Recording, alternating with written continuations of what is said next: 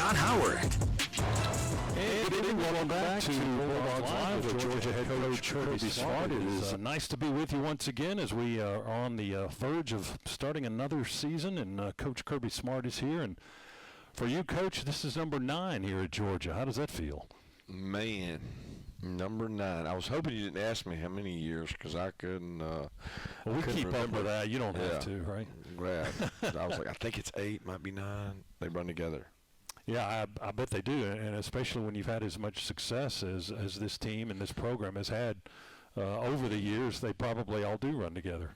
Well, I don't know if the success makes them better or worse in terms of how fast they go by. They're grueling either way. It is a lot of work. The payout has been very productive for Georgia and for Georgia fans, and for our friends here at Piedmont Healthcare tonight, who is our audience. Let's give you guys a round of applause. Thank y'all for being here tonight. And we need to mention, too, that our show, Bulldogs Live, is presented by Wells Fargo, an official sponsor of the Georgia Bulldogs. And we've got questions for Coach Smart through the social media platforms. Hashtag Ask Coach Smart is how you can get your questions to us. And those are brought to you by Greenpoint Ag, farmer-owned and locally focused. So we'll get to all of those in just a little bit. And we'll get to some of your questions, too, from our audience here for Coach. And Kirby, if you can, just kind of fill us in on what's been going on with you guys the last few weeks. Let the fans know how this team looks going into Clemson on Saturday. Well, they've worked tremendously hard, and it was a hot, hard camp. We had I don't know that we really had any significant injuries. We had a couple guys get banged up, but it was hot. And it was really physical, and every year I feel like our team gets a little younger, and a little younger as a whole. And you never have enough older players anymore. I want to have 25 seniors a class. We just don't have that, and we end up with a lot of youth. And I was reflecting back, and any frustrations you have in camp, they usually come from guys that don't know how to sustain or don't know how to practice, and the older players have to set that standard. And I thought our older guys did a tremendous job of pushing the younger players and making them kind of reach the standard. But it was certainly a hard, tough physical camp. Well, that's when you and the coaching staff really have to step up your game, I guess, and bring these guys up to the level that you want them to play with. When you got all these young guys and you're kind of trying to mold them into, what you want them to be and what the expectations are here. That's when it's time to step up and do your job, right? Yeah, and it's tough because it's not going to happen overnight. It's not going to happen in a week. It's not going to happen in a camp. We got kids that are 100% a year away. They don't know. They don't know. They don't know. And they don't want to hear that either. Yeah, they don't want to hear that. They certainly don't feel that way. But you have to be really persistent. You have to be consistent too with your messaging and show them. The film doesn't lie.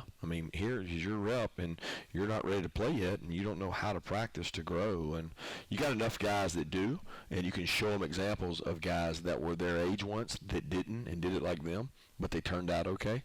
And you just keep feeding them the video in the hope that they'll get it. We've got a good core group that has done it, and you don't know which one of those guys you're going to be counting on at the end of the year, and that's what we want to try to do is get them all ready. You've had a lot of guys that were early enrollees back in January, and you've gone through a spring with them and off-season workouts and now a camp, so you're about 8 months into the year. Have you been able to formulate an opinion on what this team looks like, or what you expect from them without playing any games yet, or does that come later? No, the games are what going to identify, their traits in are they a resilient group? Are they a tough group? Are we really physical? Or how do we bounce back from adversity within the game? The games are what's going to tell us that. I can speculate, but I don't know because I have not had the opportunity for them to play an opponent. We do these scrimmages, but we have ups and downs and ebbs and flows in those, unlike the game where it's a momentum game, and we'll find out kind of who we are when we go play Clemson. Georgia and Clemson at 12 o'clock Saturday afternoon at Mercedes-Benz Stadium in Atlanta. And we'll be on the air with you starting at 8 a.m. for our coverage of Bulldogs football. We hope you join us here on the Bulldogs Sports Network. We'll step aside for just a moment, get back to questions for Coach Kirby Smart. Your questions here from our audience, and also questions you sent in on the social platforms at #AskCoachSmart. That's coming up next here on the Bulldogs Sports Network. Piedmont Healthcare for being our audience tonight. Hope you guys are enjoying your evening, and if you have some questions for the coach, we'll get to those in just a moment. Let's start out with one from the #AskCoachSmart, and this is from Tabitha, Coach, in Macon, Georgia. How much will the new rule changes affect the game plan, particularly the communication features and the 2-minute warning this year? I don't know. I think everybody's waiting to see. It's kind of like last year. Everybody talked about the clock stoppages and how it was going to make the game, more snaps, less snaps. It's going to take snaps out of the game, and I don't think anybody ever even noticed it. I don't think people even talked about it. So, we've moved a little more towards the NFL with the 2-minute warning, and we've moved with the technology of now our players have a what we call a green dot helmet. So that green dot can talk to a coach all the way down to 15 seconds left on the play clock, or when the ball snapped, because some people will snap it before 15 seconds. So whichever one occurs first, 15 seconds or ball snapped. So it's very interesting to see how this plays out. Are you going to try to communicate more with your quarterback? Is it going to force people to huddle more? Because the reason that it was brought about was they didn't want people trying to steal people's signs and signals. So for you not to get a sign stolen, you have to huddle and have the helmet tell the quarterback, and then the quarterback tell the 10 other players to play. But most people are not doing that. They are still communicating with signals to their other players and communicating with their quarterback helmet. So each team will use a different strategy on how to use it. Defensively, it doesn't help a lot on defense because we can't communicate with every player. We can only communicate with one. So that one can't spread the word to the others because they have to look to the sideline to get a signal. So it's going to be very interesting to see how it plays out. I think the 2-minute warning is just going to make for, an extra timeout.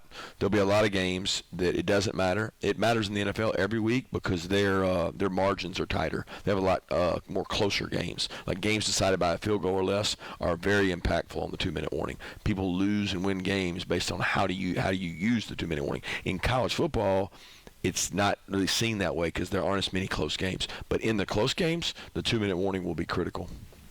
All right, Tabitha, good question. Good answer from the coach. And let's grab a question from our audience. This is Tammy. Hi, Tammy. Welcome to the show. Thanks, Scott. Coach Smart, we know that you all do a great job developing the whole athlete. Can you elaborate a little bit on what you do to help the players focus on their mental health? Yeah, we've got a great mental health department here. I think Josh Brooks, since he has taken over as AD, he has put a lot of money in terms of personnel, in terms of staffing, in terms of going out and finding the best mental health experts we can in the country. And they come in 2 or 3 times a year with our players. We're very open with our players that it's okay to say you're not okay, and we spend a lot of time with them. We have a tremendous staff. Brad on our staff is around our players all the time. They're very comfortable with Brad. They feel like they can share things and talk with Brad in confidence because now more than ever, our players are dealing with pressures that we never saw. My generation never saw, the generation after mine never saw, and their generation's just seeing the ability to provide for their family back home. That's a huge pressure that a lot of these kids carry with them, a burden. They are seen as the caregiver for possibly 5 to 6 people back home, and that is so much pressure on someone that's 18, 19 years old. And it's humbling, when you go to college and you're not as good as everybody else. So that mental aspect is important to us. We want our players to be comfortable. And there's so many things outside of football, the pressures academically, socially, social media that are put on these kids now that if we don't provide them help, we're doing them a disservice. Tammy, thanks a lot. Thank you for being here tonight, along with our friends from Piedmont Healthcare in the building tonight as our guest audience. And we'll have more questions from them and more from #AskCoachSmart coming up right after we pause for this timeout. This is Bulldogs Live with Coach Kirby Smart here on the Bulldogs Sports Network. Taking questions for Coach Kirby Smart via the social platforms. Hashtag AskCoachSmart is how you can send those in, and you can do that anytime during the week. And that's brought to you by Greenpoint Ag. Greenpoint Ag, farmer-owned and locally focused. And we are also taking questions from our audience. Our friends from Piedmont Healthcare are in the building tonight. Thank you for being here once again. And we've got a question from Phil. Hi, Phil. Welcome to the show. Thank you. Coach, how does each of your kids inspire you, and what do they teach you? And define my kids. The three kids you have at home. Okay. Your biologicals. Yeah, you're biological. Yes, sir. So say that one more time, because I was thinking of the 130 kids I just finished practice with, and I was like, man, this could take a while. Say that one more time, what you asked. So how do each of your individual kids, how do they inspire you, and what do they teach you? Well, I've learned quite a deal from them, and each one different things. My oldest son, who's has a twin sister, Weston. I probably learned the most from him because he's the smartest, and he's really good in school. He does an awesome job. He loves tennis, but I can ask him any question, he'll have an answer within 3 to 4 seconds. I can't guarantee it's always right, but he has an answer, or he'll look it up and he'll find it. So he's kind of my information child, and his work ethic kind of inspires me. He gets up, runs, works out, plays tennis every afternoon, runs cross country, just loves to work out and get better. And then my daughter, she's my socialite. Julia, she loves to be part of things, have a lot of friends. She runs cross country as well, and she's done awesome in school. But she probably inspires me just because of the way she goes about things and the way she treats her friends and appreciates social time. And then the youngest is Andrew, and he's kind of the wild one of the bunch. And he loves all the sports, and he probably doesn't appreciate school as much as the other two do. And that's our challenge as parents, is to make sure that he knows you don't get the sports without the football piece. But I've enjoyed each and every one of them. Mary Beth does a great job, because I'm not here. I'm not there tonight. I'm here, and she's there with them, and she deserves a lot of roses for what she puts up with at home. But they're getting so much older now. It's like they're a year away from getting out of the house, and we'll only have one there. So it flies by, but they've all inspired me. Phil, thanks for your question. We appreciate it. We've got one from hashtag AskCoachSmart from William and Marietta. Do you still get butterflies before a big game? Absolutely. When you stop getting butterflies, you need to get out. I mean, the big games, and really it feels like all of them are big. You spend so much time in football building up for them. You only get however many regular season games it is, 12, 13, and you just it's not like baseball where they're going to play another one the next day. Basketball, you get 2 or 3 a week. I mean, football, you pour a lot into these games. And emotionally, I feel like the highs are higher and the lows are lower. Where in some of the other sports you play more often, you almost can't get that emotional because you have too many outings. It'll burn you out if you get up and down too fast. Davis in Atlanta, from a scrimmage standpoint, who's had the edge lately, offense or defense? I don't even remember now. I mean, it was one of the scrimmages I thought the defense did, and the other scrimmage it was the offense for the most part, but it was back and forth. I mean, it's just so weird because we used to do those scrimmages where it was 1 versus 2, so the defense would dominate on 1s versus 2s, and then the offense would dominate when they went against the 2 defense, and it was like, why are we doing this? And it made the other one better, but you didn't really know what you had, so we started doing 1s versus 1s a lot more since I got here, and sometimes you just can't tell. What do you learn from the 1s versus 1s though? Well, you guarantee that you're going against the best. You know what I mean? I mean, like you feel like you're going to get improvement. You could go out there and the 1-0 light up the 2D, but do you really know? You don't really know. You just got some false confidence. So we quit doing that. Let's see, Larry in Madison, Georgia. He says, granted the game is in Atlanta, but curious if you have ever played or coached in Death Valley at Clemson. Yes. I have coached there as a GA at Florida State many, many years ago, and I played there for the Dawgs. How did that go? as I remember, we won. I don't remember the score or how much. I think I returned kicks. If I remember, it was early in my career, maybe '95. I think we had a bunch of injuries, and they were forced to put me back there, which is not good. Did you like doing that? Oh, I enjoyed doing it until about 7 concussions. That Oh, goodness. It didn't do good going back there because it's some serious collisions on those kick returns. That brings up another thing. You guys are, and everybody, I guess, across the board is wearing those big concussion caps now on their helmets in practice. Mm-hmm. Has that been helpful? Have you noticed? I mean, we've had them, Guardian caps. We've had them for the last 2-3 years. Ron is incredible on the cutting edge, and he's been we were a trial run when they first started those. We've had them, but it's ironic because some years we've had more, like we had more concussions this year than we had last year, and then one year we didn't have any, and then it's just you can't relate it exactly to the Guardian caps, but it's certainly safer that way.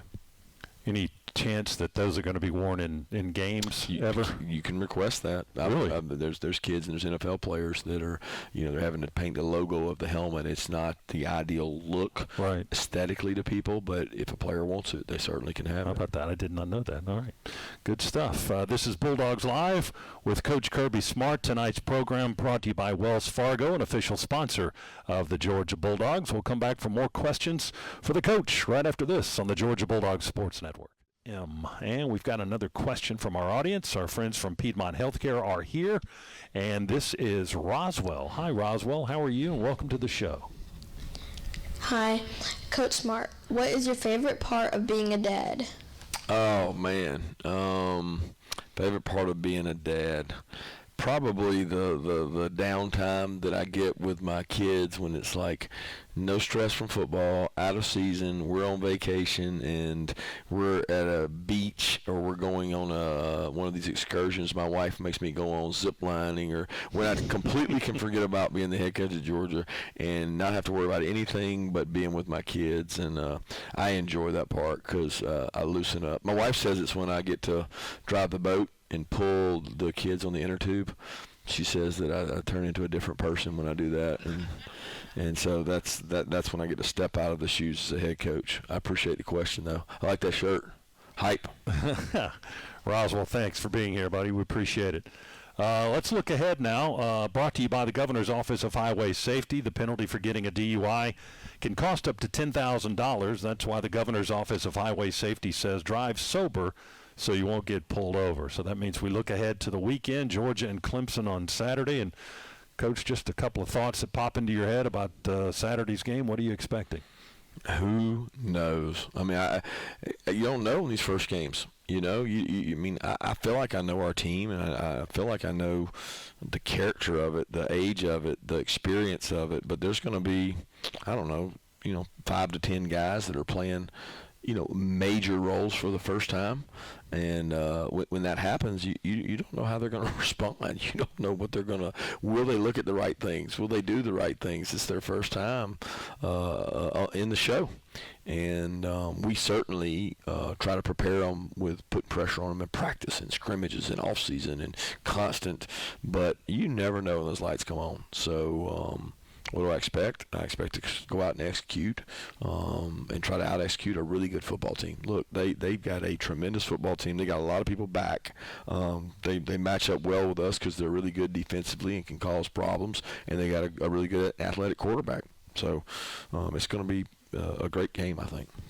Will the guys that haven't been in that building, will they get an opportunity before game time? Do you guys get some time in there tomorrow evening or anything? No, we don't. We don't go spend a lot of time. I mean, we send some guys sometimes to catch kicks and passes to get the lighting in the background right, but we quit doing that years ago. And for the most part, our guys have been in there. I mean, you would have to probably be a true freshman for us to have not been in there. And you got a handful of guys too still on the roster that played in that game in Charlotte 3 years ago, which is, kind of unusual now that you have guys that remain 3 or 4 years later. Ironically, they do too. I mean, they got an offensive lineman that played in that game against us. That's wild to me.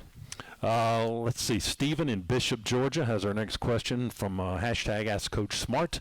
That's brought to you by Greenpoint Ag, farmer-owned and locally focused. And Stephen wants to know if there are players on Clemson's roster that you know from recruiting. Yeah, there's several players on their roster we know through recruiting. There was Barrett Carter, who's a tremendous player. We went down to the wire with Barrett. He was right down the road at North Gwinnett. Sammy, obviously from Jefferson, is a really good football player that we recruited. TJ Parker, a kid from Phoenix City, is a really good football player that we had good relationships with and came over and saw us. And probably more than that on the spot. I can't think of all of them, but there's a lot of guys that we have recruited that they have recruited, and our guys and their guys, they make the decision they make based on what's best for them and their family, and I have a lot of respect for the guys that are on their team that we recruited. I would imagine that if you asked their head coach the same question, he would give a similar answer, because there's just there's kind of a common bond, bordering states, and the region is close, and two programs that are very solid, very good, very dominant. So guys are going to take a look at both places, or a lot of places, when they're going through that recruiting process. That's right. We get a lot of kids that are traveling from there to Atlanta Airport. They'll stop by here, or vice versa. They're leaving. They're going to the Georgia Tech, Georgia, Clemson. They're going to hit those places.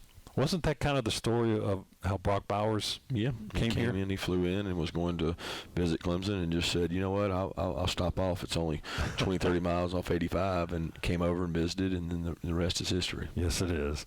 Let's see. Riley in Athens wants to know how much you stay in touch with Matt Luke.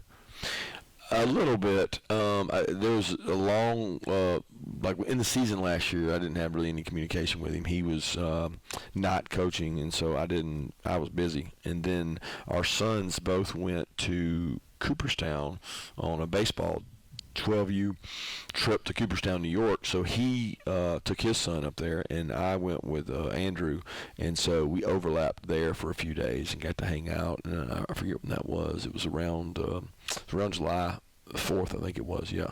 So it was early July, and he and I overlapped for a couple of days. I got to see him up there and visit and hang out some. And for those that may not know, Matt Luke is now the offensive line coach at Clemson. After how long was he here? 3 or 4 years? Was it that long? 3, I think. I can't remember. I can't either. Somebody will figure it out, right? I have the information in my bag, but I'm not going to look it up right now, because I'll look it up during the break. We'll take a timeout. Too.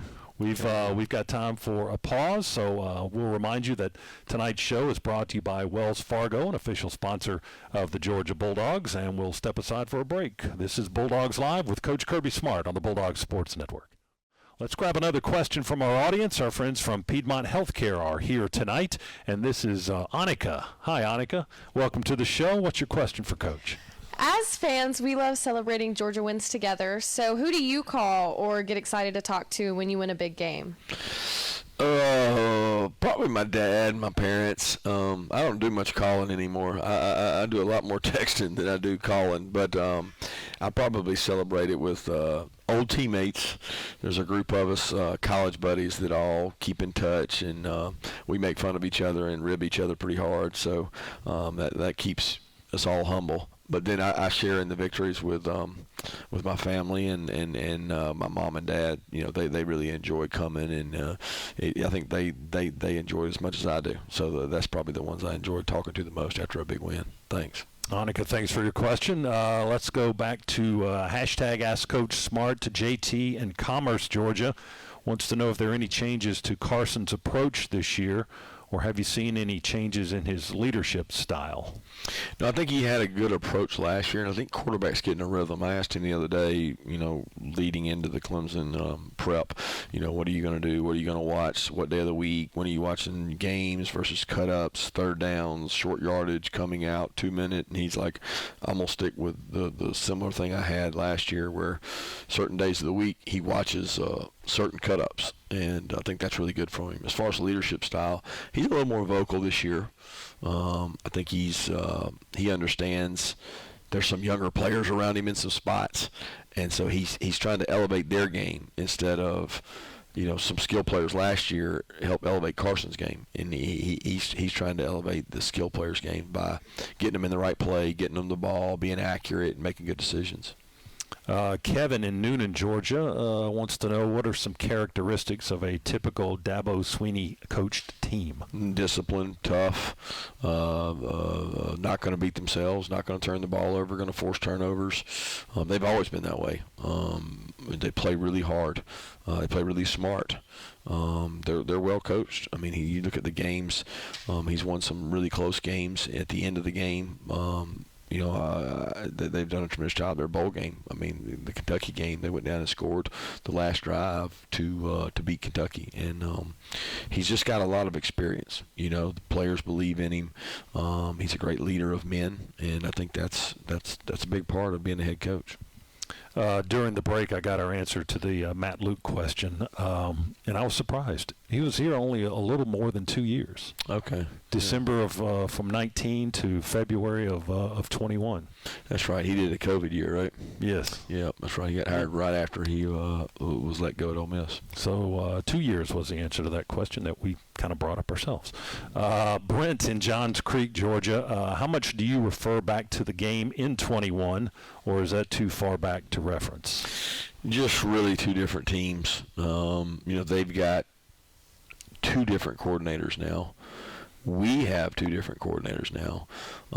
That makes you very different. We haven't gone back to watch that game because it's just too different. I mean, there are some players playing in that game, but I think philosophically we're a different team now than we were then, and they really are too, because they went out and got a different coordinator. I mean, their coordinator from that game is here, Streeter. So he's one of our analysts. So it's just two different teams.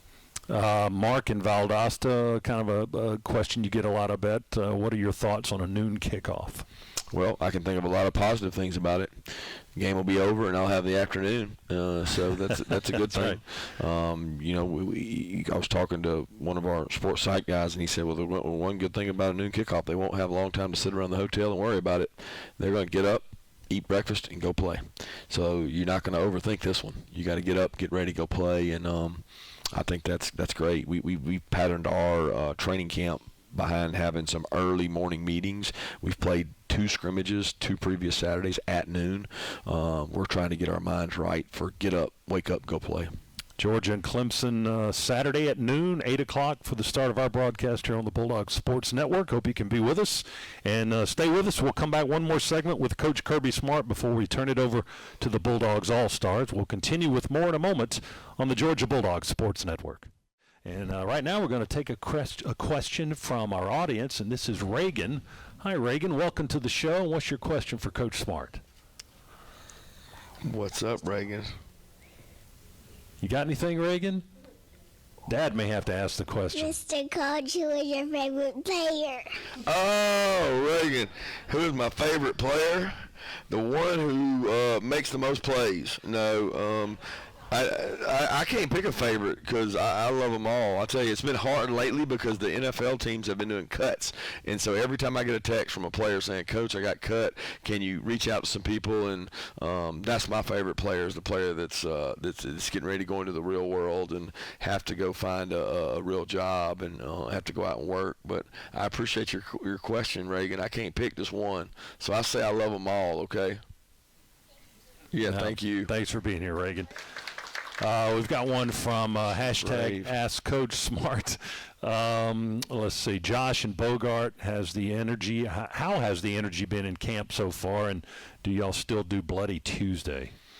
Energy's been great in camp. We've had good. I mean, not all great practices. I don't think that's realistic. There's been a couple that I was disappointed in, and I told them that we had to start some things over. But for considering the heat, how much we had to practice, a long time, a lot of young guys, I was very pleased with camp. I don't know that I've ever had a year that I wasn't pleased with camp.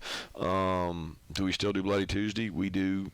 In season, we get after it, and I don't know if it's any worse. I mean, we got 4 new coaches, so I asked those 4 new coaches, and I'm like, well, yeah, our practices are pretty intense. He's like, but we don't do any more than they did at their places. But the intensity of ours might be greater, but the volume might not be as much. We've cut back on the volume in terms of how much we do with the guys and everything. More hitting on Tuesday? I mean, that was kind of the reference a long time ago.